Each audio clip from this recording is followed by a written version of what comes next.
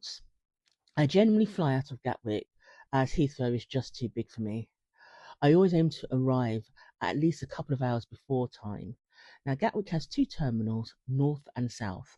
Both terminals are served by stops for all the major coach companies.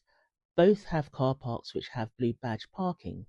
Although it's on a first come first served basis, don't worry if you can't find a parking space in the blue badge car parking, as I've never had any major problems finding a parking spot in the main car park.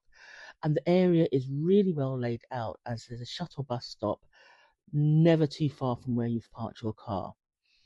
The shuttle bus journey from the car park to the terminus is usually about 7 minutes.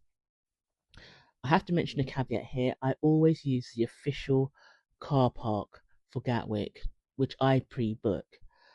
I do this after hearing too many horror stories about third-party car parking.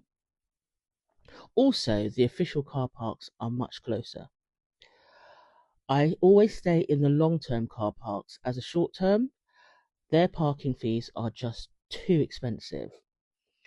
Gatwick has a railway station incorporated into the airport that serves the South Terminal.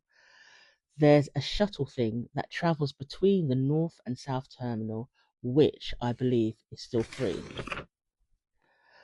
The thing to note is that the shuttle bus stop for the North Terminal is a long way from departures and it's a long walk.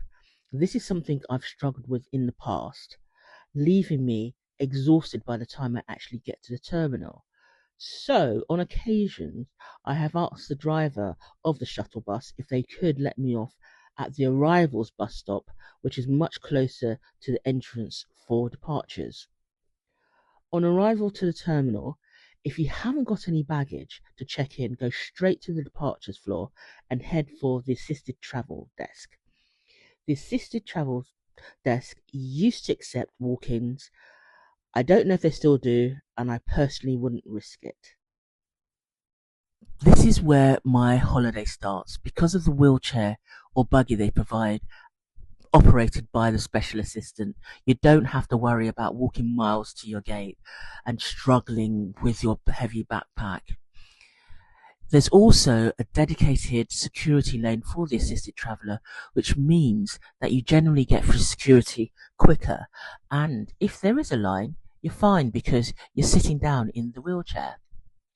Once through security, the special assistant will wheel you to your gate and dependent on capacity to your lounge if you've booked it.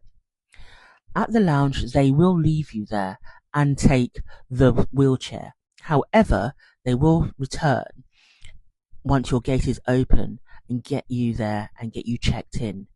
Depending on the gate, if there's an air bridge, the special assistant usually wheels you to the door of the airplane.